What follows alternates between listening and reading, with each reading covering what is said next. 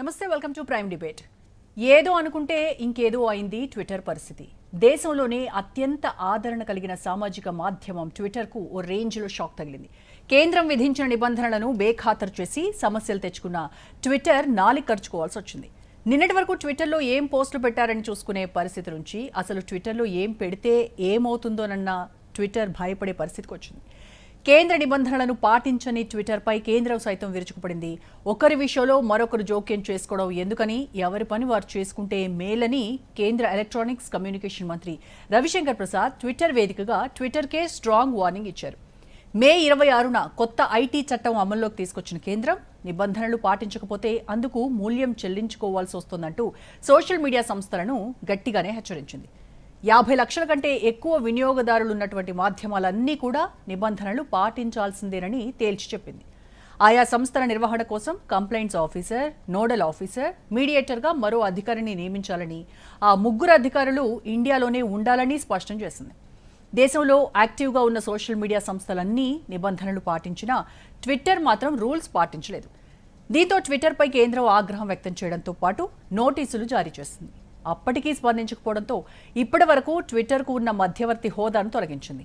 Legal shield తొలగించడంతో ట్విట్టర్లో ఎవరు ఏ post చేసినా వయోలేషన్ జరిగితే సదరు వ్యక్తులతో పాటు ట్విట్టర్ పైనే కేసులు పెట్టేందుకు కేంద్రానికి అధికారం దక్కలుపడింది. యూపీలో జరిగిన ఘటన ఆధారంగా ట్విట్టర్పై రాష్ట్ర ప్రభుత్వం కేసు నమోదు చేయడం సంచలనంగా మారింది. అయితే కేంద్ర ప్రభుత్వం కొత్తగా తీసుకొచ్చిన ఐటీ చట్టాన్ని పాటించని కారణంగా యూజర్లు పెట్టే పోస్టుల ఆధారంగా ట్విట్టర్ ఇప్పుడు కేసులు ఎదుర్కోవాల్సి ఉంటుంది. దేశంలో విచ్చలవిడిగా వస్తున్న ఫేక్ న్యూస్ కట్టడి కోసం కొత్త చట్టం అంటూ కేంద్ర మంత్రి రవిశంకర్ ప్రసాద్ స్పష్టం చేశారు. నూతన చట్టాన్ని అమలు చేయడానికి ట్విట్టర్కు ఎంతో సమయం ఇచ్చినప్పటికీ వినియోగించుకోలేదన్నారు. ఇండియా కంపెనీలు అమెరికాలో పనిచేస్తున్నప్పుడు అక్కడి చట్టాలకు అనుగుణంగా పనిచేస్తాయని, అలాంటప్పుడు ఇండియాలో ఉన్న విదేశీ కంపెనీలు ఇక్కడి నిబంధనల మేరకు నడుచుకోవాల్సిందేనన్నారు. స్వేచ్ఛ పేరుతో ట్విట్టర్ ఇష్టానుసారంగా వ్యవహరిస్తూ ఉంటే కుదరదని రవిశంకర్ ప్రసాద్ స్పష్టం చేశారు. ఈ రోజు మనం దీనిపైన డిస్కస్ చేయబోతున్నాము. డిబేట్లో పాల్గొంటున్నారు నల్లమోతు శ్రీధర్ గారు, technical expert, and Addanki Dayakar గారు, కాంగ్రెస్ అధికార ప్రతినిధి. రైట్, వెరీ గుడ్ ఈవినింగ్ అండి శ్రీధర్ గారు, దయాకర్ గారు. గుడ్ ఈవినింగ్ అండి. శ్రీధర్ గారు, అసలు ఏంటి ట్విట్టర్ వార్? ఎందుకు ట్విట్టర్ అభ్యంతరాలను కేంద్రం పట్టించుకోవట్లేదు? అలాగే అసలు సామాన్యుడికి అర్థమయ్యేలా కేంద్రం పెట్టినటువంటి కండిషన్స్ ఏంటి, ట్విట్టర్ కోరుతున్నటువంటి అభ్యర్థనలు ఏంటి? శ్రీధర్ గారు, can you here me?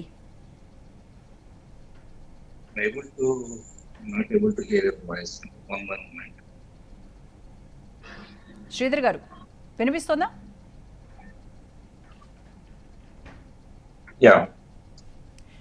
Yes, Twitter అభ్యంతరాలు కేంద్రం ఎందుకు పట్టించుకోవట్లేదంటారు? అంటే ట్విట్టర్ వ్యక్తపరిచినటువంటి అభ్యంతరాలు ఏంటి, అలాగే కేంద్రం విధిస్తున్నటువంటి షరతులు ఏంటి? అంటే సామాన్యులకు కూడా అర్థమయ్యేలాగా కాస్త డీటెయిల్డ్గా ఎక్స్ప్లెయిన్ చేస్తారా? Yeah, exactly. యాక్చువల్గా ఇంటర్మీడియట్ ఫేస్బుక్ కావచ్చు, ట్విట్టర్ కావచ్చు, ఇలాంటి సంస్థలంతా కూడా ఇప్పటి వరకు ఇంటర్మీడియట్ వేసుకుంటూ ఉన్నాయి. అంటే ఒక ప్లాట్ఫామ్ మీద యూజర్స్ ఎవరైనా కానీ కంటెంట్ పోస్ట్ చేస్తే కనుక అది యూజర్స్ మాత్రమే బాధ్యత వహించాలి, ప్లాట్ఫామ్కి ఎలాంటి ఇబ్బంది ఉండదు. సో అని చెప్పేసి అన్నది ఇంతకాలం కొనసాగుతూ ఉంది. ఇప్పుడు ఎప్పుడైతే కనుక ఈ కొత్త టైప్ ఆఫ్ రూల్స్ అందుబాటులోకి వచ్చినాయో, ఇప్పుడు ఇంటర్మీడియట్స్ హోదా దగ్గర నుంచి ఏదైతే ట్విట్టర్ అనుసరించట్లేదు కాబట్టి, అంటే నాది ఒక ప్లాట్ఫామ్, యూజర్లు ఇక్కడ పోస్ట్ చేస్తే నాకు సంబంధం లేదు అంటానికి లేదు. అంటే ఒక ఇండివిజువల్ వెబ్సైట్, మీరు నేను ఒక వెబ్సైట్ రన్ చేస్తుంటే ఆ సైట్ రన్ చేసిన వ్యక్తి అభ్యంతరకరమైన కంటెంట్ పోస్ట్ చేస్తే కనుక నేరుగా ఆ సైట్ మీద ఎలాగైతే కనుక సైబర్ క్రైమ్ కావచ్చు, అలాగే ఇన్వెస్టిగేటివ్ ఏజెన్సీస్ యాక్షన్ తీసుకుంటా ఉంటాయో, ఆ విధంగా ట్విట్టర్ లో పోస్ట్ చేయబడే కంటెంట్, ఇప్పుడు నాకు ఒక ట్విట్టర్ హ్యాండ్ ఉండేసి నేను ఏదైనా అభ్యంతరకరమైన పోస్ట్ చేస్తే కనుక నాతో సహా ట్విట్టర్ యాజమాన్యం కూడా ఈ రోజు కేసులో ఇరికించబడుతుంది. అంటే ఆ హోదాకి దిగజారిందని చెప్పేసి అనుకోవాల్సి ఉంటుంది. సరే, కేంద్ర ప్రభుత్వం ట్విట్టర్ మీద ఎందుకు ఇచ్చేస్తుందని చెప్పేసి అనుకుంటే కనుక,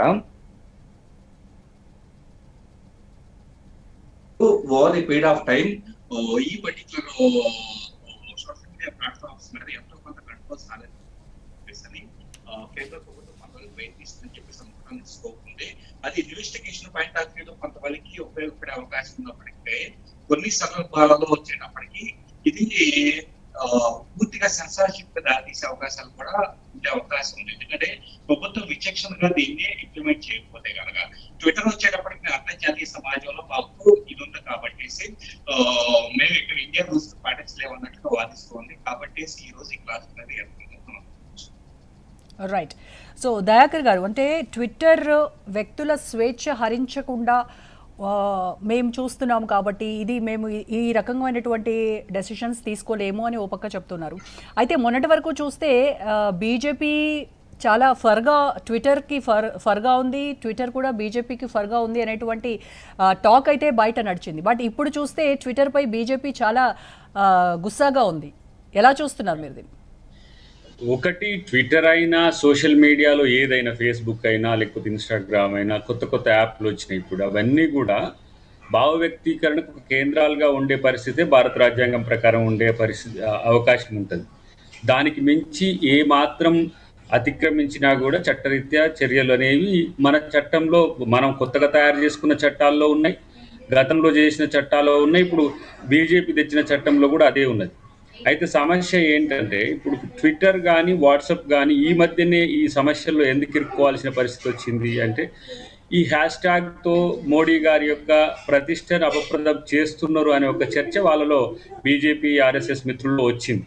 దానివల్లనే ఇప్పుడు ఒక్క గంటలోనే రిజైన్ మోడీ అనే దానికి దాదాపు నాకు తెలిసి 14 కోట్ల పైచిలకు లైక్స్ వచ్చినాయని, ఈ సోషల్ మీడియా మోడీకి వ్యతిరేకంగా మారుతుందనే ఉద్దేశంతో కంట్రోల్లోకి తెచ్చుకునే ప్రయత్నం చేసింది తప్పితే ట్విట్టర్ను భారతదేశం నియంత్రించే పరిస్థితి ఉంటుందా అంటే నాకు తెలిసి అయితే లేదు. ఎందుకంటే ఒకవేళ మనం ట్విట్టర్ని ఇక్కడ నిషేధించే ప్రయత్నం చేస్తే దాని అంతర్జాతీయ రూల్స్ను మనము అరికట్టవచ్చు. కానీ వాళ్ళు భారతదేశం ఒక్కటే కాదు కదా, దాదాపు నాకు తెలిసి అది 140 పైచిలకు దేశాల్లో ట్విట్టర్ అధికారికంగా ఉన్నది, ఆ ప్రభుత్వాల యొక్క అనుమతితో ఉన్నది. సో ఇక్కడ బీజేపీ తెస్తున్న చట్టాల యొక్క పరిస్థితి ఎట్లా ఉందంటే, ఇప్పుడు వాళ్ళు చేసుకున్న రోజు, వాళ్ళకు అనుకూలంగా మారిన రోజు వాళ్ళ మీద చర్యలు లేవు, వాళ్ళ మీద ఎలాంటి పరిస్థితి లేదు. ఇప్పుడు నాదే ఉన్నది, ఒక ట్రోల్ చేసింది, దాదాపు నాకు తెలిసి అది ఒక 30-35 దేశాలు అది ట్రోల్ అయింది. నేను పోలీస్ స్టేషన్లో కంప్లైంట్ ఇచ్చినా, సైబర్ క్రైమ్ వాళ్ళకి ఇచ్చినా కూడా ఎవరికి ఇచ్చినా ఏ చర్య లేదు.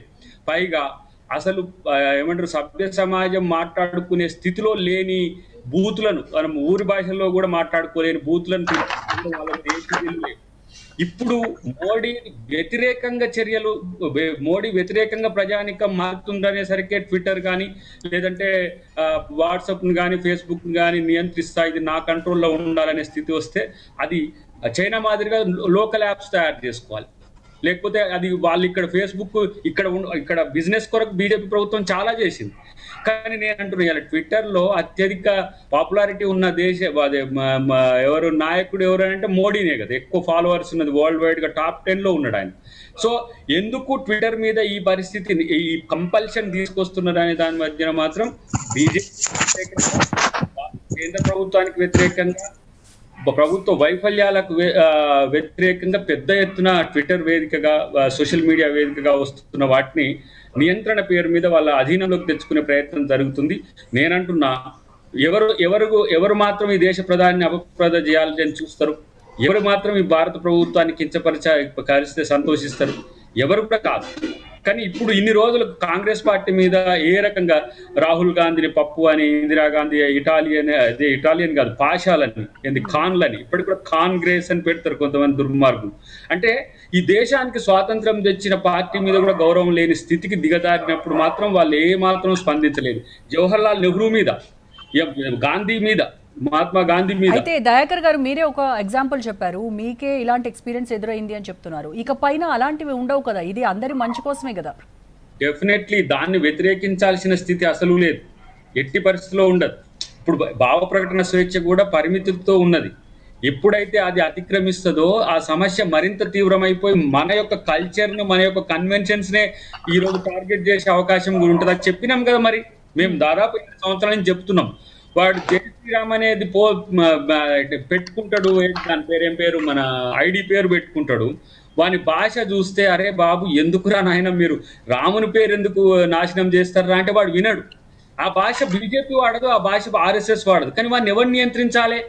ఆ రోజు ఎందుకు వాడిని మనము అనుకూలంగా మార్చినాం? ఇలా ఎంత ఎంత పెద్ద ఎత్తున హిందూ భావజాలాన్ని కూడా అపవిత్రం చేస్తున్న దరిద్రులను మనం అరికట్టలేకపోయినాం.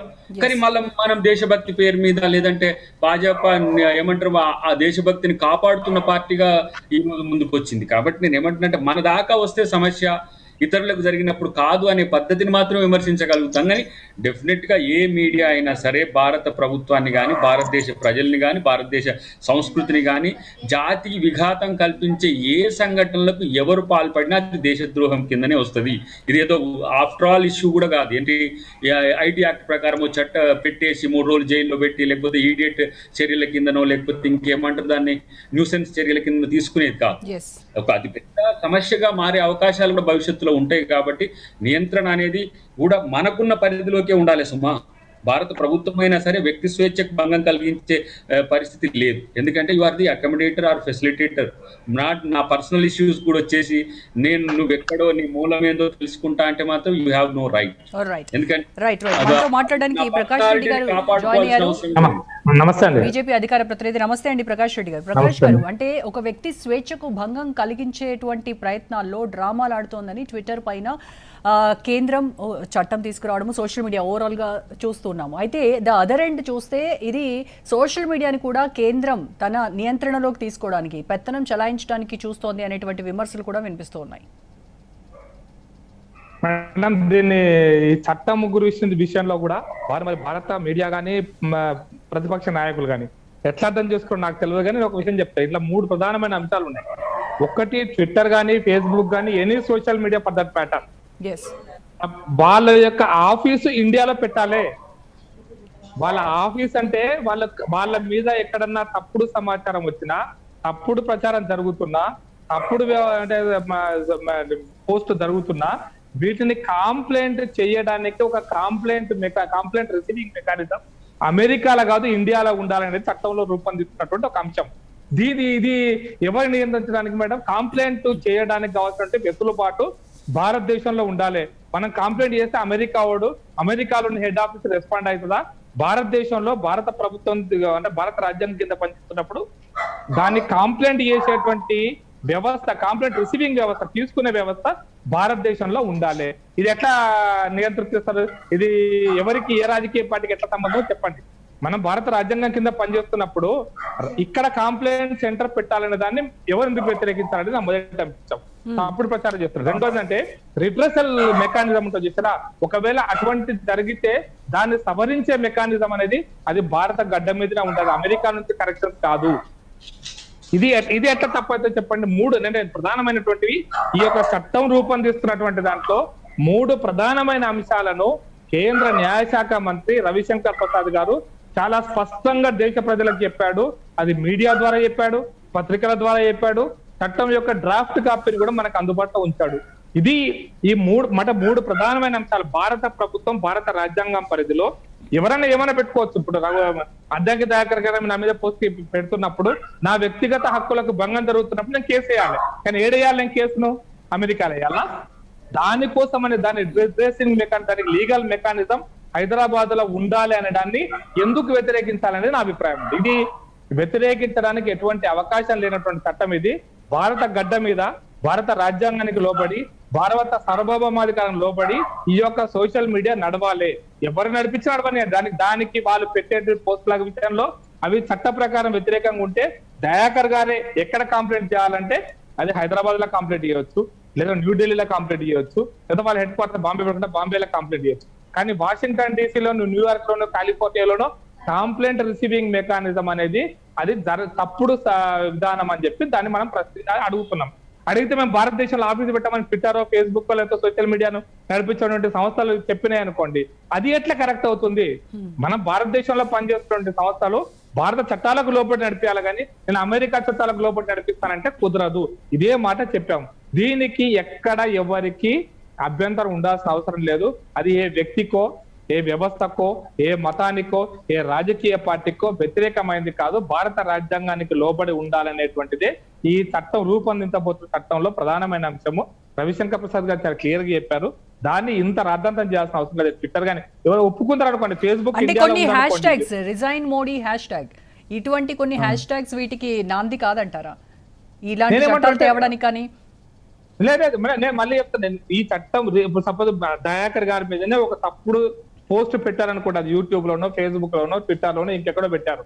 వారు ఎవరికి కంప్లైంట్ చేయాలి, ఎక్కడ కంప్లైంట్ చేయడానికి మెకానిజం ఏంటి, రిడ్రెసల్ మెకానిజం ఏంటి, వాళ్ళ ఆఫీస్ ఇక్కడ దాన్ని రిజాల్వ్ మెకానిజం ఏంటి అంటే ఈ చట్టాలకు లోబడి ఇక్కడ కేసు పెట్టడానికి, ఇక్కడ కంప్లైంట్ చేయడానికి, ఇక్కడ దాన్ని పరిష్కరించుకోవడానికి కావాల్సిన వ్యవస్థని మనం ఈ చట్టంలో రూపొందిస్తున్నారు. దానికి ఎవ్వరికి అభ్యంతరం ఉండాల్సిన అవసరం లేదు మేడం. దీంట్లో పూర్తిగా స్వేచ్ఛని ఎవ్వరు భంగం కలిగిస్తలేరు. ఎవరి పోస్టులు వాళ్ళు పెట్టొచ్చు. భారత రాజ్యాంగానికి లోబడి ఎవరి వ్యక్తిగతమైనటువంటి ప్రతిష్టను భంగం కలగకుండా, ఎవరి వ్యక్తిగతమైనటువంటి క్యారెక్టర్ కు భంగం కలగకుండా. అందుకోసమే డెమోక్రసీలో ఒక మాట చెప్తారు, your freedom ends where my nose is begin అండి. అంటే ఒకరి స్వేచ్ఛ ఇంకొకరి యాక్టివిటీ స్టార్ట్ అయినప్పుడు బంద్ కావాలి. కాబట్టి దానికి అనుగుణంగా చట్టం రూపొందిస్తున్నారు. భారత రాజ్యాంగానికి లోబడి మాత్రమే చట్టం ఉంటది. ఈ చట్టం ఎవరినో ప్రాసిక్యూట్ చేయడానికో, ఎవరినో కేసు పెట్టడానికో దానికి చాలా ఉన్నాయి. మీకు ఎంతెందుకు జకీర్ అలీని భారతదేశం నుంచి రాకుండా చేయగలిగేటువంటి చట్టాలు భారతదేశంలో లేవా? ఇప్పుడు జకీర్ అలీని భారతదేశం రాణిస్తున్నామా? జకీర్ అలీని రానియము, తప్పకుండా రానియము జకీర్ అలీని, ఆ డౌటే లేదు. కానీ దానికి మేము ట్విట్టర్ కంపెనీని అడుగుతున్నది లేదా ఫేస్బుక్ కంపెనీని అడుగుతున్నా అంటే మీరు ఈ మెకానిజం ను ఇండియాలో డెవలప్ చేయండి. చేయకపోతే ఇండియాలో పనిచేయడానికి అవకాశం లేదు. దానికోసమే తప్పిస్తే ఇంకోటి కాదనేది మాత్రం చాలా స్పష్టంగా నేను చెప్పాను. ట్విట్టర్ లో ఈ కంప్లైంట్స్ ని పరిష్కరించడానికి ఒక అధికారిని నియమించాలి అని ఒక డెడ్ లైన్ కూడా పెట్టారు. మిగతా సోషల్ మీడియా ఏవైతే ఉన్నాయో అవన్నీ కూడా ఫాలో అయ్యాయి ఎక్సెప్ట్ ట్విట్టర్. అంటే ట్విట్టర్ మంగళవారం రాత్రి ఆ డెసిషన్ తీసేసుకుని అధికారిని హడావిడిగా నియమించేశారు. అంటే ఎందుకు ఇంత తాత్సారం చేసినట్టు? అండ్ May 26 డెడ్ లైన్, ఆ తర్వాత నుంచి June 15 వరకు ఉన్నటువంటి ఈ గ్యాప్ లో ఆ ట్విట్టర్ లో వచ్చినటువంటి కంప్లైంట్స్ కానీ వాటి పరిస్థితి ఏంటి మరి? శ్రీధర్ గారు, మీ ఆడియో మ్యూట్లో ఉంది.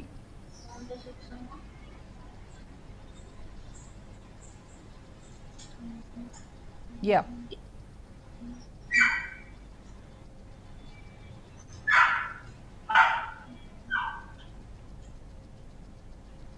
వారు టెక్నికల్ ఎక్స్పర్ట్ మ్యూట్ అయిపోయింది. వాయిస్ వినపడుతుందండి? యా, ఇప్పుడు క్లియర్ గా ఉంది, చెప్పండి. సారీ అండి, మధ్యలో ఫోన్ కాల్ ఏదో వచ్చింది. సో ఇక్కడ ట్విట్టర్ కే ప్లస్ కేంద్ర ప్రభుత్వానికి చాలా కాలంగా కోల్డ్ వార్ జరుగుతున్న విషయం అందరికీ స్పష్టమైన విషయమే. సో కాకపోతే మిగతా సంస్థలు, ఫేస్బుక్ లాంటి సంస్థలంతా ఇదంతా ఫాలో అవుతూ ఉన్నాయి. కానీ ట్విట్టర్ తాత్సారం చేయడానికి కూడా మేము అంతర్జాతీయ సమాజంలో మాకు అన్ని దేశాల్లో ఉన్నాయని చెప్పేసి వాళ్ళు ఏదో సమర్థించుకోవడానికి ప్రయత్నిస్తూ ఉన్నారు. కాకపోతే అది కవింపు ధోరణి నుంచి అనటంలో ఏమాత్రం సందేహం లేదు. కాకపోతే ఇంతకుముందు ప్రకాష్ రెడ్డి గారు చెప్పిన కొన్ని పాయింట్స్, వ్యాలిడ్ పాయింట్స్ ఉన్నాయి. ఇన్వెస్టిగేటివ్ ఏజెన్సీస్, పోలీస్ డిపార్ట్మెంట్ కానీ ఏదన్నా కానీ సైబర్ క్రైమ్ కేసెస్ గతంలో ఫైల్ చేసినప్పుడు ట్విట్టర్ కానీ ఫేస్బుక్ కానీ ఇన్ఫర్మేషన్, మెటాడేటా, ఐపీ అడ్రస్ లాంటివి ఇవ్వండి అని చెప్పేసి అడిగితే కనీసం గతంలో 1 week లో ఇచ్చేవాళ్ళు కాస్త 4-5 సంవత్సరాల క్రితం, ఇప్పుడు కనీసం 2-3 నెలల తర్వాత కూడా ఇవ్వట్లేదు.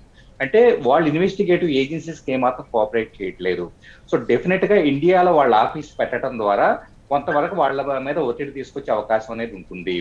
At the same time content monitoring, ఎలాంటి పోస్టులు మన ఫేస్బుక్ లాంటిదిగా ట్విట్టర్ చూస్తే కనుక చాలా మంది శృతి మించి ఇష్టం వచ్చినట్లుగా ఏది పడితే పోస్ట్ చేయడం, అబ్యూజివ్ లాంగ్వేజ్ తో పోస్ట్ చేయడం, అంటే సోషల్ మీడియాలో ఉండాలంటే కనుక చాలా దారుణమైన పరిస్థితిలో ఉన్న పరిస్థితి.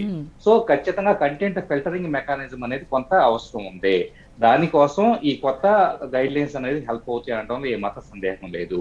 ఇక్కడ కంటెంట్ ఫిల్టరింగ్ అనేది ఎలా జరుగుతుంది? ఇప్పుడు ఇంగ్లీష్ భాష అనుకోండి, ప్రపంచంలో ఒకటే ఇంగ్లీష్ భాష కాబట్టి దాంట్లో కొన్ని పదాలని ఫిల్టరింగ్ లో పెట్టేసి డిక్షనరీ బేస్డ్ అవసరాలు పెట్టేసి ఫిల్టర్ చేయడం స్కోప్ ఉంటుంది.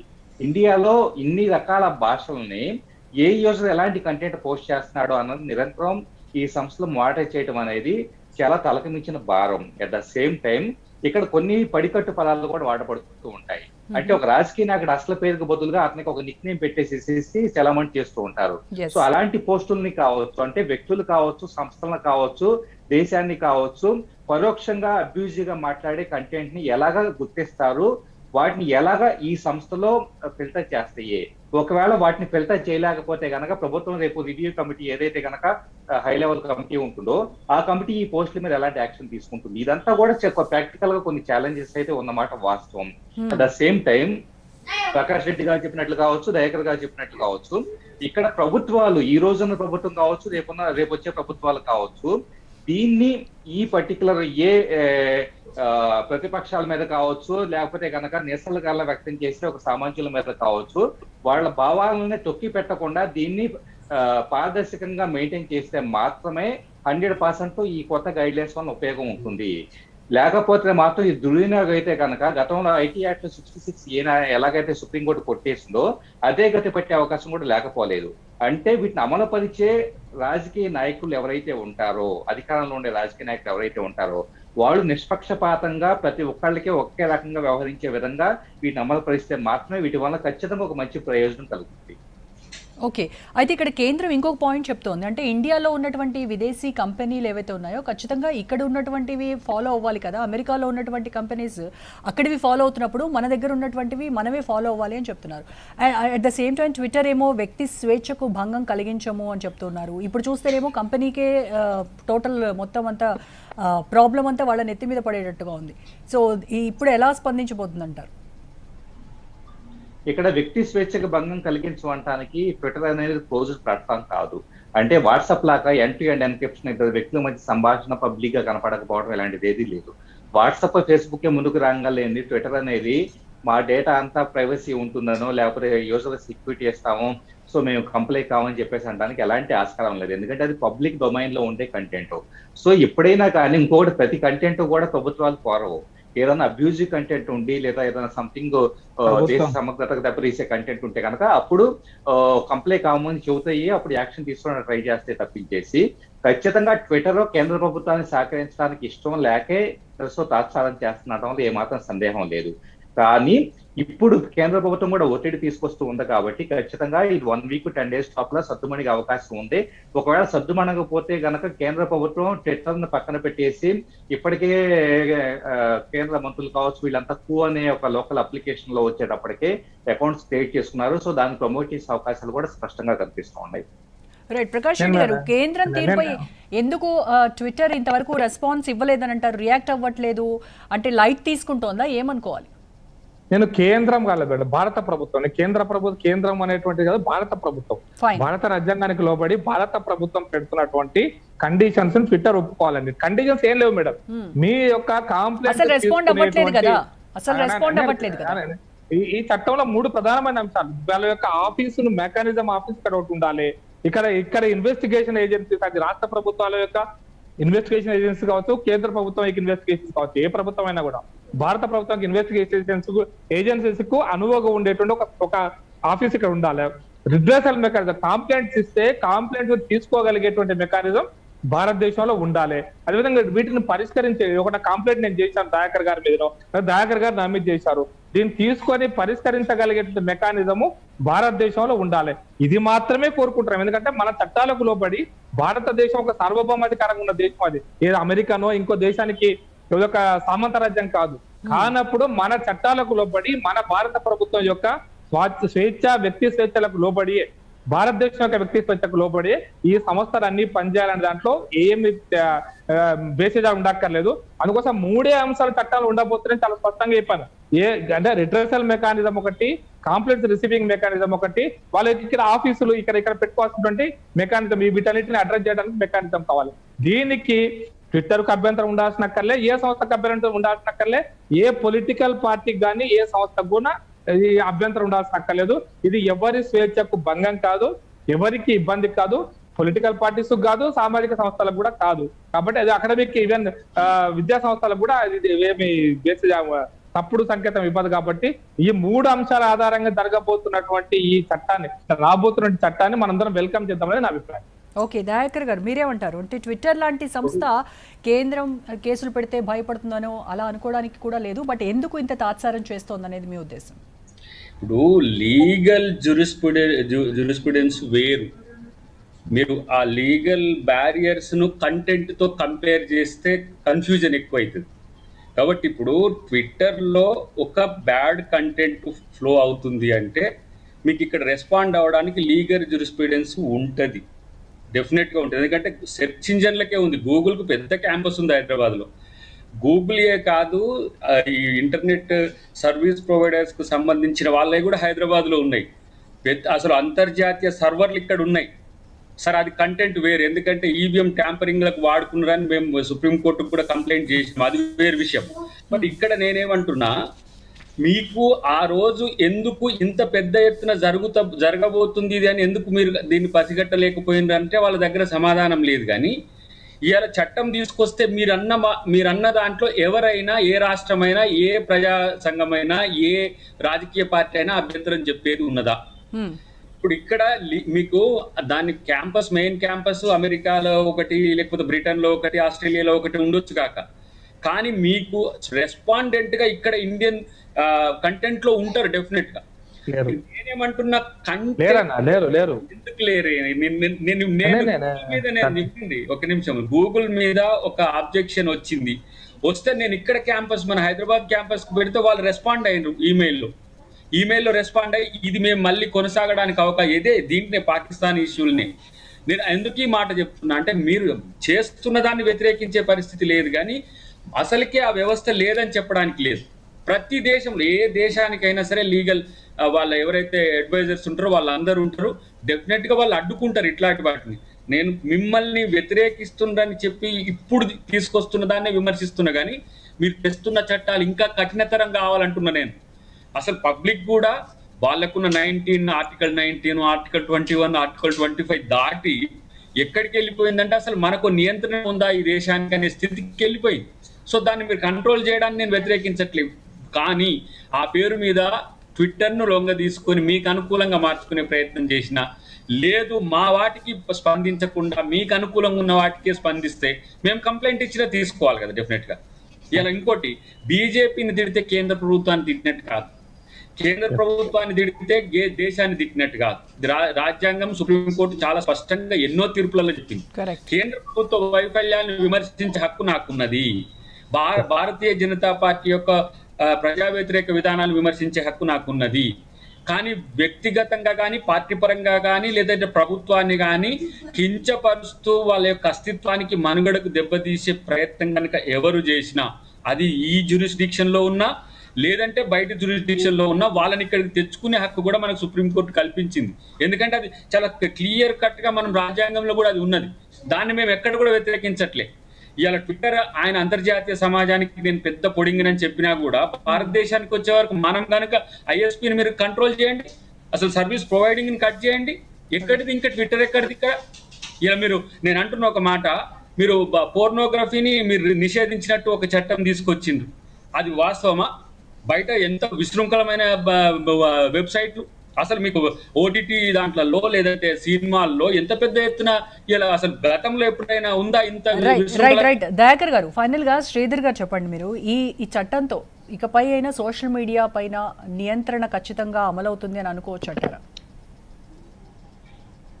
ఇక ఖచ్చితంగా నియంత్రణ అయితే అమలయ్యే అవకాశం కనపడుతూ ఉంది, అవసరం కూడా. ఎందుకంటే చాలా అబ్యూజివ్ కంటెంట్ వలన ప్లాట్ఫామ్ యూజ్ చేయడం అనేది చాలా మంది మహిళలు అయితే కనుక అసలు కనీసం స్పెండ్ చేయలేని పరిస్థితి, అబ్యూజివ్ కామెంట్లు కావచ్చు వీటన్నిటి వలన.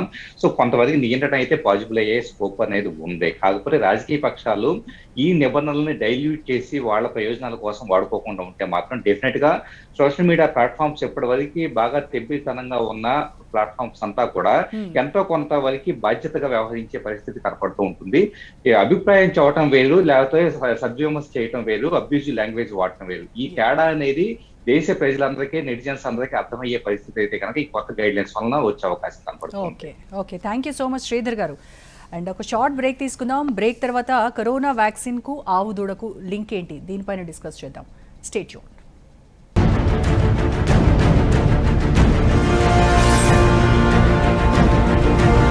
భారత్ బయోటెక్ విజ్ఞప్తి చేసింది, కోవాక్సిన్ స్వచ్ఛమైందని, వ్యాక్సిన్ తయారీలో దూడ సీరం వాడటం లేదని తేల్చి చెప్పింది. అసలు ఏం జరుగుతోంది, ఈ కరోనా వ్యాక్సిన్కు ఆవు దూడ సీరంకు ఉన్నటువంటి లింక్ ఏంటి మాట్లాడదాం. డిబేట్లో పార్టిసిపేట్ చేస్తున్నారు ప్రకాష్ రెడ్డి గారు, బీజేపీ అధికార ప్రతినిధి, అద్దంకి దయాకర్ గారు, కాంగ్రెస్ అధికార ప్రతినిధి. సో దయాకర్ గారు, ఇప్పటి వరకు మనము ట్విట్టర్ గురించి, చట్టాల గురించి, కేంద్రం చేసినటువంటి వీటి గురించి మనం మాట్లాడుకున్నాం. అదే ట్విట్టర్ వేదికగా సోషల్ మీడియా కోఆర్డినేటర్ చేసినటువంటి ఒక ట్వీట్ దుమారం రేపుతోంది. ఏం చెప్తారు దీనిపై, ఎలా స్పందిస్తారు మీరు? ఎస్, ఇప్పుడు గౌరవ్ చేసిన ట్వీట్ లో సర్కాజం కానీ లేకపోతే దాంట్లో ఉన్న కంటెంట్ కానీ మీరు గమనిస్తే, బీజేపీ దాన్ని మిస్లీడ్ చేస్తున్నట్టు కనపడుతుంది. కానీ చాలామంది ఉత్తరప్రదేశ్లో ఎంపీలు, ఎమ్మెల్యేస్ ఇప్పుడు ఈ సిరంకి సంబంధించి కానీ, గోమూత్రానికి సంబంధించి కానీ, ఆవు పేడకి సంబంధించి ఇవి తీసుకుంటే అసలు కరోనా రాదు అని స్వయంగా ప్రజాప్రతినిధులే సోషల్ మీడియా పోస్టులు వచ్చినాయి. చాలా మంది ఏంటంటే సిరం, ఇప్పుడు ఈ సిరం పక్కన పెట్టి దీన్ని భారత్ బయోటెక్ ను భారత ప్రభుత్వం ప్రమోట్ చేయడానికి కారణం ఏంటంటే దీంట్లో ఆవు దూడకు సంబంధించిన సిరం, దీనికి సంబంధించిన అన్ని చర్చలు ఉన్నాయి కాబట్టి అని చెప్పి ఒక గోబెల్ స్టార్ట్ చేసింది వాళ్ళు. ఇది అసలు వివాదానికి, విమర్శలకు కారణం అవుతున్నది.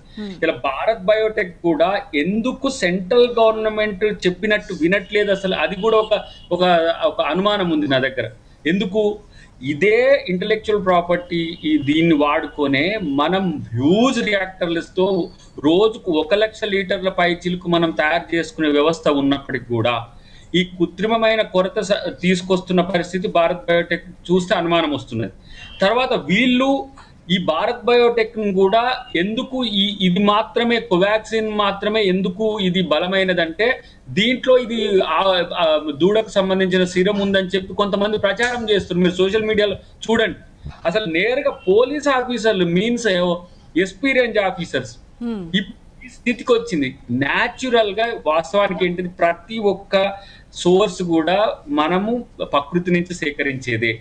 మీరు అలోపతి అయినా, హోమియోపతి అయినా, ఏ మెడికల్ అయినా కూడా, మెడికేచర్ అయినా ప్రకృతి నుంచి వచ్చేది. అది మన నుంచి కూడా వచ్చేది, మనకు ఉపయోగపడేవి కూడా ఉన్నాయి చాలా.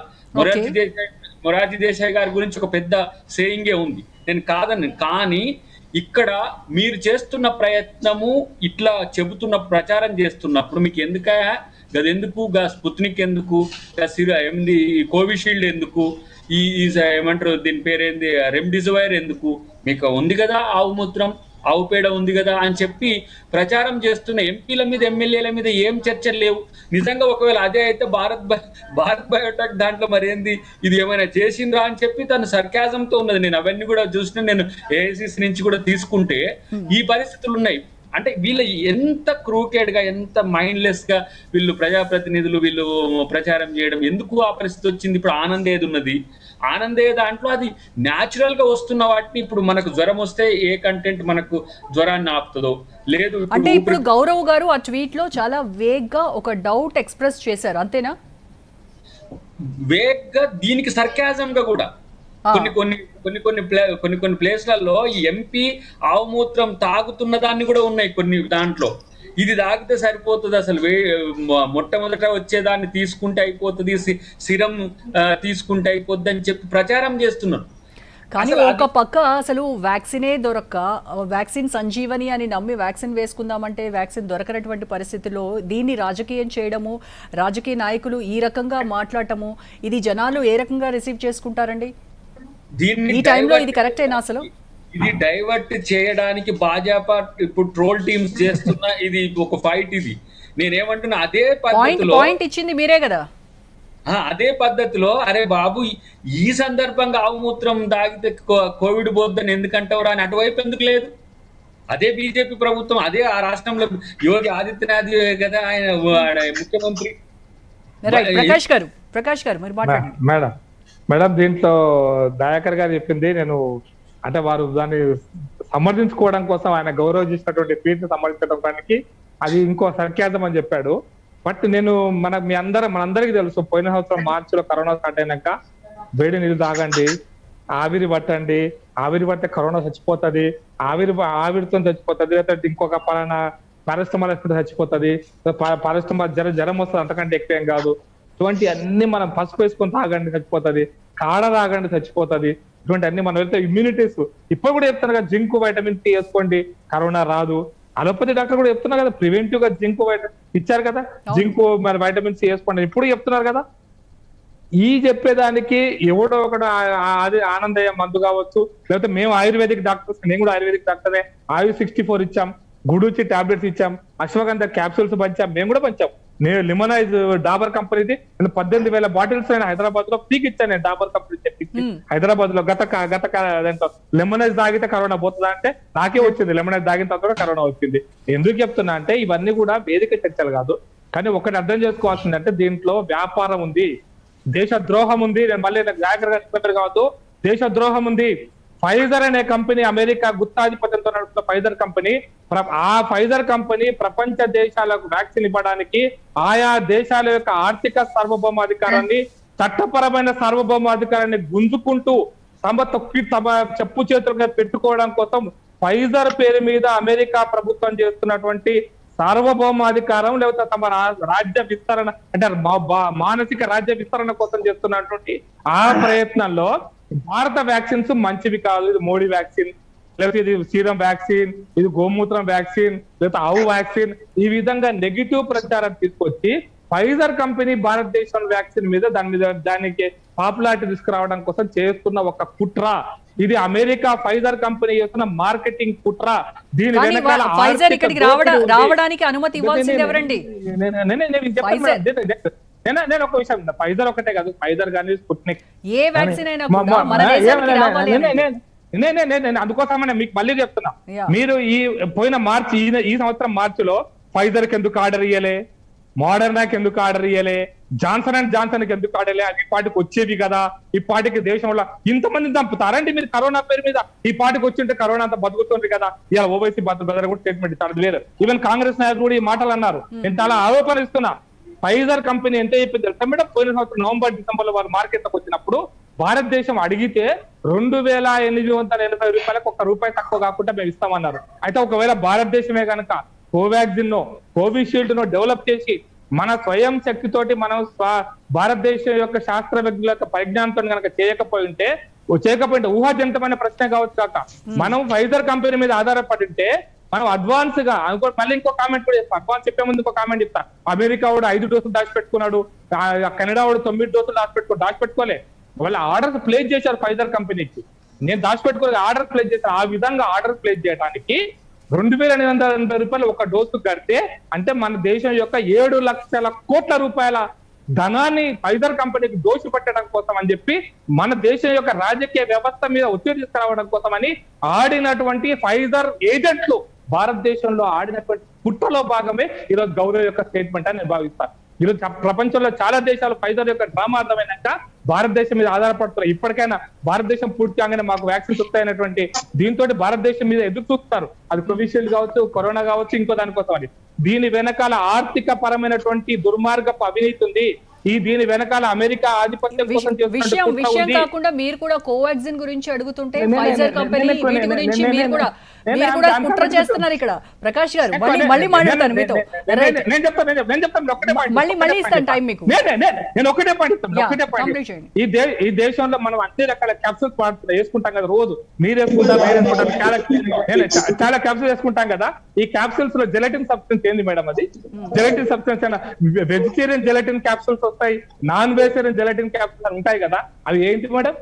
ఇంకా మీరు ఏ ఎనిమల్స్ తయారు చేస్తారో ముందు తెలుసుకోమనండి ఆ గౌరవ్ గారిని. అజ్ఞానంతో మాట్లాడుతూ ఇదేమో బత్తాయి జ్యూస్ కాదు, మామిడి పళ్ళ రసం కాదు వ్యాక్సిన్ తయారు చేయడం అంటే. కనీసం 110 days పడుతుంది. దాని మీద కూడా నిన్న ఎందుకు రాలేదు, మొన్న ఎందుకు రాలేదు, స్పీడప్ ఎందుకు చేయలేదు, ఫైజర్కి ఎందుకు అట్లా. కోవాక్సిన్ విషయంలో కూడా అదే, కోవాక్సిన్ ఎక్కడ కూడా ఇటువంటి వ్యాక్సిన్ తయారు చేసే ప్రకాష్ గారు ఒకటి దీంట్లో కోవాక్సిన్ లో కౌ సీరం వాడుతున్నారా లేదా, సీరం వాడుతున్నారా లేదా అని అడిగారు. లేదు అని చెప్పేసి అయిపోతుంది. కానీ రెండు పార్టీలు కావాలని దీన్ని రగడ చేసి రాద్ధాంతం చేస్తున్నట్టుగా అనిపిస్తుంది. వాళ్ళని బయటపెట్టడం కోసం, వాళ్ళ యొక్క రాజకీయ కుట్రను బయటపెట్టడం కోసం ఓకే ఫైన్. రైట్ ప్రకాష్ గారు తెలుసుకోవాలి ముందు. రైట్, మనతో మాట్లాడడానికి విజయ్ భాస్కర్ గారు జాయిన్ అయ్యారు, chairman clinical research ethics committee. నమస్తే అండి విజయ్ భాస్కర్ గారు. నమస్కారం అండి. మీ వరకు కూడా వచ్చే ఉంటుంది కోవాక్సిన్ లో ఆవు దూడ సీరం ను దాని నుంచి వేరు చేసినటువంటి ఒక ఎల్లోయిష్ లిక్విడ్ లాంటి దాన్ని మనకు తయారు చేస్తున్నటువంటి వ్యాక్సిన్ లో వినియోగిస్తున్నారు అనేది. రైట్, సో అది కాంగ్రెస్ పార్టీ అజ్ఞానంతో చేస్తోందని కాదు, బీజేపీ అని ఈ రాజకీయం కాసేపు పక్కన పెడితే అసలు నిజంగా కోవాక్సిన్ లో ఇలాంటి ఆనవాళ్ళు ఏమైనా ఉన్నాయా? అబ్సల్యూట్లీ. భారత్ బయోటెక్ కూడా డిక్లేర్ చేసిందండి. అందులో కాఫ్ యొక్క అంటే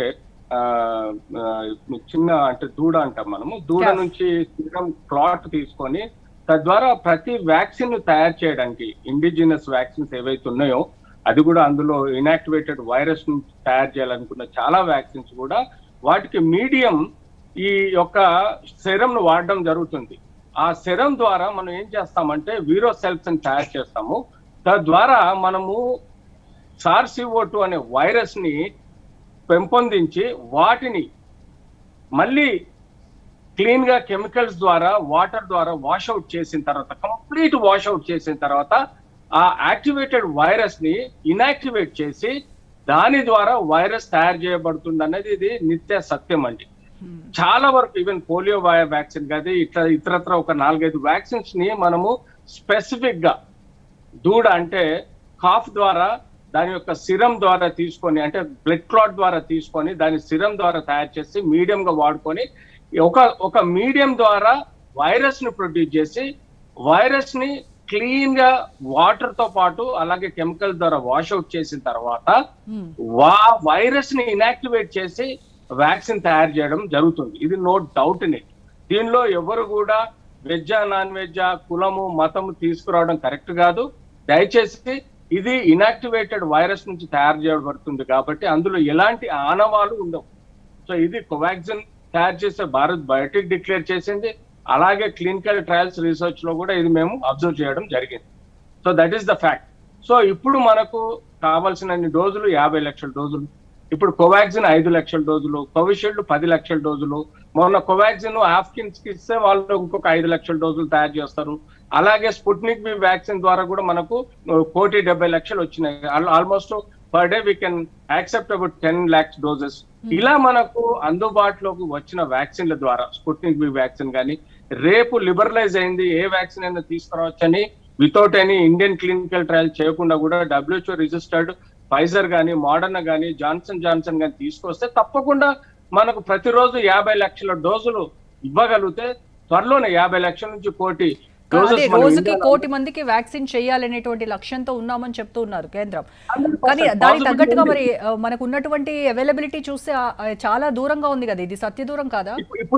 ఇప్పుడు నేను చెప్పిన లెక్కల ప్రకారం చూస్తే మనము 50 లక్షల నుంచి 1 కోటి త్వరలోనే అందే విధంగా నాకు తెలిసి సెంట్రల్ గవర్నమెంట్ ప్లాన్ చేసుకుంటే, ఎందుకంటే ఆల్రెడీ వాళ్ళకి చాలా వరకు 6 నెలల్లో చెడ్డ పేరు వచ్చింది. ఆ చెడ్డ పేరుని రికవరీ చేసుకోవాలంటే కంపల్సరీ ఇండియన్ గవర్నమెంట్ ఇప్పుడు ఇచ్చిన లిబరలైజ్ చేసిన, అంటే ఇక్కడ ఇండియన్ ట్రయల్ చేయాల్సిన అవసరం లేదు, WHO రిజిస్టర్డ్ వ్యాక్సిన్స్ అని చెప్పారు. త్వరితంగా మనం జాన్సన్ ఫైజర్ వ్యాక్సిన్స్ కూడా తీసుకొస్తారని అనుకుంటున్నాను.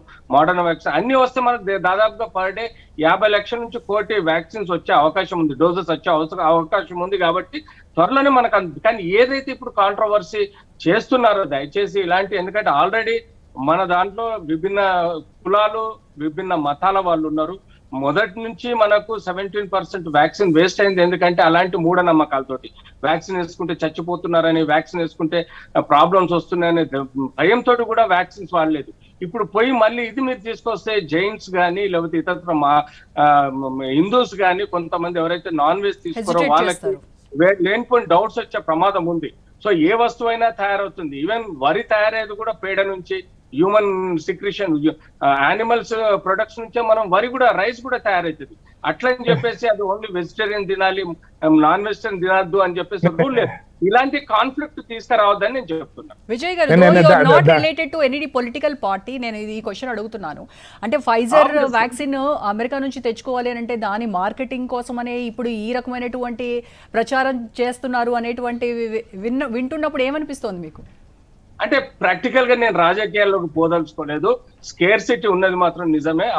మన ఇండియన్ గవర్నమెంట్ ప్రాపర్ ప్లాన్ చేయకుండా 6 నెలల నుంచి కొంచెం ఇదవటం వల్ల మనకి ఇప్పుడు ఇబ్బందులు అవుతున్నాయి. బట్ త్వరలోనే మనకి ఇండియన్ గవర్నమెంట్ కొన్ని స్టెప్స్ తీసుకోవాల్సిన అవసరం ఉంది. అమెరికా లాంటి దేశాలు వితౌట్ మాస్క్ ఇప్పుడు ఫ్రీగా ఉన్నారంటే వ్యాక్సినేషన్ చేయాల్సిన అవసరం ఉంది. కాబట్టి ఇప్పుడు లిబరలైజ్ అయిన వ్యాక్సిన్స్ కొనడానికి కాబట్టి తప్పకుండా మనకు త్వరలోనే 50 లక్షల నుంచి 1 కోటి డోసెస్ పర్ డే ఇచ్చే అవకాశం ఉంది. కాబట్టి దీనికి మతము కులము పార్టీలు రాజకీయాలు దూరం పెట్టేసి ప్రజలకు మనము ఎంత వీలైతే అంత సేఫ్టీ గురించి చెప్పడం, వ్యాక్సిన్ వాడుకునే పద్ధతులు చెప్పడం, దాని ఇంపార్టెన్స్ చెప్పడం చాలా ముఖ్యంగా భావిస్తున్నాను. ఎందుకంటే ఒక వ్యాక్సిన్ ఇంకొక 1 year వరకు మనం కాపాడుతుంది. ఆ తర్వాత మళ్ళీ బూస్టర్ డోసెస్ వస్తాయి. కాబట్టి తప్పకుండా అందరూ ఏది ఆలోచించకుండా ఎలాంటి అపోలోకి పోకుండా ఏ వ్యాక్సిన్ అయినా వేసుకుంటే తప్పకుండా మంచి రిజల్ట్స్ వస్తుంది. ప్రొటెక్షన్ లెవెల్స్ బాగా పెరిగిపోతుంది. మేడం నేను ఒక స్పందిస్తాను మేడం. నేను ఒక చాలా ఇంపార్టెంట్ పాయింట్ చెప్పండి. ఇప్పుడు మనం ఇంతకుముందు చెప్పాను టెట్రాసైక్లిన్ క్యాప్సూల్ లేకపోతే ఇంకా బి కాంప్లెక్స్ క్యాప్సూల్ ఇవన్నీ కూడా జెలటిన్ సబ్స్టెన్స్ అనేది ప్రతి టాబ్లెట్ లో జెలటిన్ వాడతాం మేడం. మీరు పారాస్టమాల్ లో కూడా జెలటిన్ వాడతారు. ఆ జెలటిన్ సబ్స్టెన్స్ ఎక్కడ వస్తుంది మేడం? ఎనిమల్ ప్రోడక్ట్ ఉంటుంది, ఏమన్నా హ్యూమన్ ప్రోడక్ట్. ఆ జెలటిన్ క్యాప్సూల్ అనేది అందుకోసం ఆ మధ్యలో జెయిన్స్ కోసం అని చెప్పి వెజిటేరియన్ జెలటిన్ క్యాప్సూల్స్ అని చెప్పి క్యాప్సూల్ కాస్ట్ అప్పుడు 5,00,000 1 లక్ష క్యాప్సూల్స్ ఉంటే 20,000 వెజిటేరియన్ జెలటిన్ క్యాప్సూల్స్ అని చెప్పి మార్కెట్ కూడా చేశారు. ఆ విధంగా ఒక 20 సంవత్సరాల క్రితం నాకు బాగా తెలుసు. Gelatin capsules is made up of bones of the animals. ఇది అర్థం కావాలి. ఇది ఎవరికి చెప్తున్నారు మీరు? ఆవు గురించి మాట్లాడుతున్నారు. క్యాప్సూల్ వాడొద్దు దేశంలో, వాడు ఏ మందు వాడొద్దు. ఇక మరి ప్రతి టాబ్లెట్ పారాసిటమాల్ లో వేస్తాం, సిప్రోఫ్లాక్సిన్ లో వేస్తాం, సిట్రోజాన్ లో వేస్తాం, లేకపోతే ప్రతి ఏ క్యాప్సూల్ తీసుకోండి అందులో జెలటిన్ వేసి తీరుతాం. జెలటిన్ లేకపోతే బాడీలో డిసింటిగ్రేట్ కదా. యాసిడ్ మీడియాలో స్టమక్ లో పోగానే ప్రతి టాబ్లెట్ డిసింటిగ్రేట్ కావాలంటే దానికి జెలటిన్ సబ్స్టెన్స్ ఇస్ మ్యాండేటరీ, అది తప్పనిసరి. మరి ఏ టాబ్లెట్ వాడకండి దేశంలో. ఇప్పటిదాకా లేని టాబ్లెట్స్ ప్రకాష్ గారు, మనం వరి ఎట్లా వస్తుంది చెప్పండి? వరిలో మనం ఏం వాడతాం? యూరియా అవన్నీ మెటీరియల్ యాన్యువల్ ప్రొడక్ట్సే కదా. అంతే అంతే. యూరియా చిన్న అన్నంలో కూడా నేను అందుకోసం అనే క్యాప్సూల్ ఎవ్రీ జెలటిన్ క్యాప్సూల్ మీరు బి కాంప్లెక్స్ సహా ఎక్స్టర్నల్ క్యాప్సూల్ వాడుతున్నాయని కూడా ఒబిప్రిజాల్ వాడతా కడుపులో మంటలు ఇస్తే దాని external capsule is gelatin substance. ఇది produced of proteins of the animal bones. ఇది తయారు చేస్తున్నటువంటి అది బాడీలో యాసిడ్ మీడియాలో డిజాల్వ్ కావడానికి. ఇది ఇంత తెలియకుండా ఇష్టం వచ్చినట్టు మాట్లాడితే దానికి అర్థం లేదు. నెంబర్ 1. నెంబర్ 2, నేను ఇంతకుముందు కూడా సార్ చెప్పాను, దానికి సార్ చెప్పేది ఒకదాన్ని విభజిస్తాను. నేను మ్యానుఫాక్చరింగ్ సెక్టర్ లో కొంచెం అంత నాలెడ్జ్ ఉంది, చాలా కొంచెం అంతా. ఒక వ్యాక్సిన్ తయారు కావడానికి ప్రాసెస్ స్టార్ట్ అయినాక 110 రోజులు పడుతుంది మేడం. కరోనా వ్యాక్సిన్ ఇప్పుడు ఉన్నటువంటి పరిస్థితుల్లో దాన్ని ఈవెన్ బయో అంటే దాన్ని ఇంటర్నల్ గా మనం ఏం చేస్తామంటే క్వాలిటీ అష్యూరెన్స్ కొంత టైం పడుతుంది, క్వాలిటీ టెస్టింగ్ కోసం కొంత టైం పడుతుంది. ఈవెన్ ఫైనల్ ప్రోడక్ట్ ఫినిష్ అయిన తర్వాత కూడా కనీసం ఫ్యాక్టరీ నుంచి బయటకు అవడానికి 10 days పడుతుంది. ఎందుకంటే ఫైనల్ క్వాలిటీ టెస్టింగ్ అయిపోవాలి అంటే మొత్తం అనుకున్న దానికి. అందుకోసం 75% మాత్రమే మనం బ్యాచ్ మొదలు పెట్టిన తర్వాత ఎండ్ ప్రోడక్ట్ తో మనకు బయటకు వస్తుంది. అంటే quality assurance time to time మనం తీసుకుపోతున్నటువంటి దీంట్లో ఎగ్ ప్రోటీన్ కూడా వాడతారు మేడం. చాలా వ్యాక్సిన్స్ లో egg protein culture the RNA live. ఇది ఆర్గానిక్ ప్రోడక్ట్, ఇది సింథటిక్ ప్రోడక్ట్ కాదు, ఇది ఆర్గానిక్ ప్రోడక్ట్. కాబట్టి ఇది ఒక జీవ పదార్థము. జీవ పదార్థాన్ని మనం డెవలప్ చేసి అలాని ఇన్యాక్టివేట్ చేసా లేదా డెడ్ చేసైనా మనం బాడీలోకి ఇస్తున్నప్పుడు మీకు ఎగ్జాంపుల్ చెప్తా. ఫినాల్ ఏమంటారు బాడీ కలిసి మనం ఫార్మాలిన్ ఉంటుంది కదా, డాక్టర్ గారికి తెలుసు. ఫార్మాలిన్ కూడా దీంట్లో ఒక వెహికల్ గా వాడతాం. ఫార్మాలిన్ అనేది డెడ్ బాడీస్ ను ప్రిజర్వ్ చేసేటువంటి ఒక మెకానిజం. డెడ్ బాడీస్ ను మన ఉస్మానియా మెడికల్ కాలేజీలో డిసెక్షన్ డెడ్ బాడీస్ శాంపుల్స్ ఈ శాంపుల్స్ ను ప్రిజర్వ్ చేసేటువంటి జీవ అంటే బయాలజీ ల్యాబ్ లో పోతే శాంపుల్స్ అన్ని కూడా ఈ ఫార్మాలిటీహైడ్ లోనే ప్రిజర్వ్ చేస్తారు. దాన్ని కూడా వాడతాం దీంట్లో, అది కూడా కెమికల్.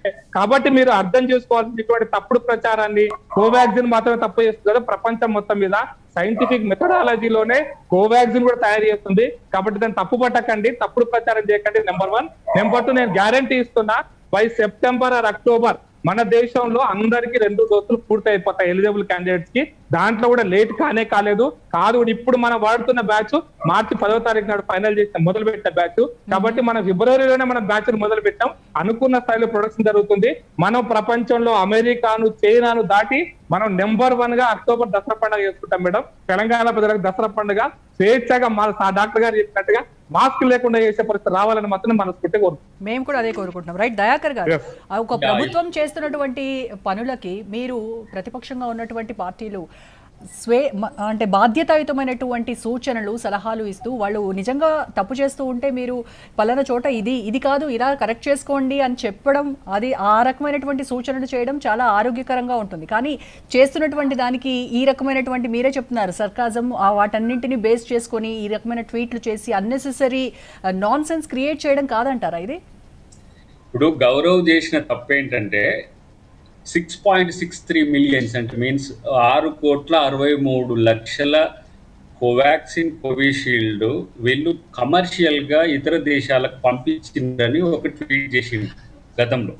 మొరాకాకు 70 లక్షలని, తర్వాత ఇంకో దేశానికి 20 లక్షలని, 40 lakhs ఇంకో దేశానికి అని ఒక ట్వీట్ చేసింది. ఎట్లా కసి తీర్చుకోవాలి? వీళ్ళది ఎంత అజకారితనం అంటారు తెలంగాణలో అంటే ఎంత అంటే కోవిషీల్డ్ తయారు చేసేది పూనా వాళ్ళ కంపెనీ 1966లో నెహ్రూ గారి ఆధ్వర్యంలో అది ఏర్పాటు చేసిన కోవిషీల్డ్ యాంటీబాడీస్ ఎక్కువ డెవలప్ అవుతాయి. అంటే దాదాపు 6 weeks వరకు ఉంటాయి. కోవిషీల్డ్ మంచిది కాదు, భారత్ బయోటెక్ చేసే కోవాక్సినే మంచిదని చెప్పి ప్రచారం చేసింది ప్రధానమంత్రి కదా స్వయంగా వచ్చి ఇడికొచ్చి హైదరాబాద్ లో ఎన్నికలు అసలు అంటే ఆల్రెడీ ఒక ప్రూవ్డ్ కంపెనీ అది కొన్ని సంవత్సరాలుగా ఎపిడమిక్ వాటికి స్పందిస్తున్నది. మీకు కలరా కత్తరే కాదు, వచ్చిన ప్రతి కమ్యూనికబుల్ డిసీజెస్ కు అది చాలా స్టాండర్డ్ ఆర్గనైజేషన్. మరి మీరు చేసింది ఏంటిది? సోషల్ మీడియా కాదు మేడం, నేను చెప్తాను. ప్రకాష్ గారు ఒక్క నిమిషం. హర్ట్ అయింది నేను, ఎందుకంటే పర్సనల్ గా చేసేసరికి మీకు ఎక్కడో తాకింది. వ్యాక్సిన్స్ లో దయాకర్ గారు మనకి విజయ్ గారు ప్లీజ్ రెస్పాండ్. ఈ 2 వ్యాక్సిన్లలో మనకు పొలిటికల్ ఆస్పెక్ట్ తీసుకొచ్చే కన్నా కంపెనీ కాంపిటీషన్స్ వ్యత్యాసం. ఫస్ట్ కోవిషీల్డ్ మీద బ్లేమ్ చేసింది ఆస్ట్రాజెనికా అనే వ్యాక్సిన్ అన్నది మనకు డెత్స్ అని చెప్పేసి కోవిషీల్డ్ నెగిటివ్ గా మాట్లాడినారు. ఆ తర్వాత కొన్ని బయట దేశస్తులు కానీ ఇక్కడ కానీ కోవాక్సిన్ కు ప్రాపర్ గా డాటా లేదని చెప్పేసి వాటిని అప్రూవ్ ఇవ్వద్దు, అది సైంటిఫిక్ గా అప్రూవ్ కాలేదని, రెండిటి మీద నెగిటివ్ ప్రచారం బాగా జరిగిందండి. జరగలేదని కాదు, ఇటు కోవాక్సిన్ మీద జరిగింది, అటు కోవిషీల్డ్ మీద జరిగింది. ఎప్పుడైతే ప్రైమ్ మినిస్టర్ గారు కోవాక్సిన్ తీసుకున్నారో అప్పటి నుంచి కోవాక్సిన్ కి ఇంపార్టెన్స్ పెరిగింది. ప్రాక్టికల్ గా మన దేశ ప్రజలు ఏమనుకున్నారంటే ప్రైమ్ మినిస్టరే కోవాక్సిన్ తీసుకున్నాడు, డెఫినెట్లీ కోవాక్సిన్ డెఫినెట్లీ మంచిది అని చెప్పేసి ఒక అవగాహన. మమ్మల్ని రోజు అడిగే క్వశ్చన్లు ఇప్పటికేదే, ఈవెన్ డాక్టర్స్ కూడా మమ్మల్ని అడుగుతారు, సార్ మమ్మల్ని కోవిషీల్డ్ వేసుకోమంటారా కోవాక్సిన్ వేసుకోమంటారా? నేనన్నాను, నేను కోవిషీల్డ్ వేసుకున్నాను, నా కొడుకు కార్డియాలజిస్ట్ కోవిషీల్డ్. మాకు ఇలాంటి ప్రాబ్లమ్స్ లో మా ఫ్యామిలీనే కోవాక్సిన్ వేసుకున్నాం, కోవిషీల్డ్ వేసుకున్నాం, ఎఫికసీ బాగుంది, సైడ్ ఎఫెక్ట్స్ లేవు, మీరు ఏదైనా వ్యాక్సిన్ వేసుకోనని మేము ఎన్నిసార్లు చెప్పినా ప్రజల్లో ఇప్పటికీ కోవాక్సిన్ మంచిది, కోవిషీల్డ్ మంచిది అని ఒక రైట్ ఇప్పటికైనా కూడా.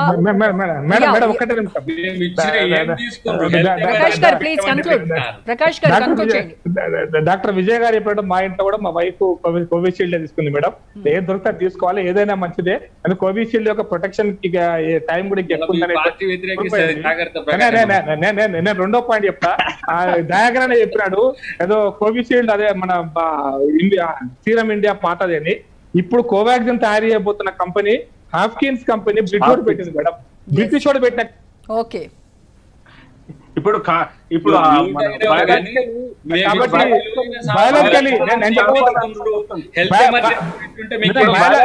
బయాలజికల్ ఇవి కూడా అందరికంటే ముందు tetanus vaccine, heart serum vaccine, tetanus vaccine తయారు చేసినటువంటి నెంబర్ 1 కంపెనీ రోజు భారతదేశంలో బయాలజికల్ ఇవ్వండి మేడం. అది చాలా పాత కంపెనీ. ప్రకాష్ గారు, ఏదేమైనా కూడా పొలిటికల్ పార్టీస్ కాస్త ఈ వ్యాక్సిన్ కు సంబంధించినటువంటి మాటలు మాట్లాడేటప్పుడు కానీ ట్వీట్లు చేసేటప్పుడు కానీ కొంచెం బాధ్యతాయుతంగా ప్రవర్తిస్తే చాలా బెటర్. లేనిపోని కన్ఫ్యూజన్ జనాల్లో క్రియేట్ చేసినట్టు అవుతుంది. పక్కన పెట్టి పనికిరాని దాన్ని చర్చకు తెచ్చిండ్రు. హెల్త్ ఎమర్జెన్సీ పెట్టుంటే అలా భారత ప్రభుత్వానికి తలమానికి లెక్కుంటుండే 20 లక్షల కోట్ల రూపాయలు రిజర్వ్స్ నుంచి తీసుకుంటుండే. మళ్ళీ మొదటి నుంచి మొదలు పెట్టారు. ఇప్పుడు దాని వల్ల చర్చలు తప్ప ఇంకా రిజల్ట్ ఏమి ఉండదు కదా దయాకర్ గారు. Right, anyways thank you so much Dayakar గారు, ప్రకాష్ గారు, విజయభాస్కర్ గారు, థ్యాంక్ యూ సో మచ్ అండి. ఇది వాళ్ళ ప్రైమ్ డిబేట్. రేపటి డిబేట్ లో మళ్ళీ కలుద్దాం. Stay tuned.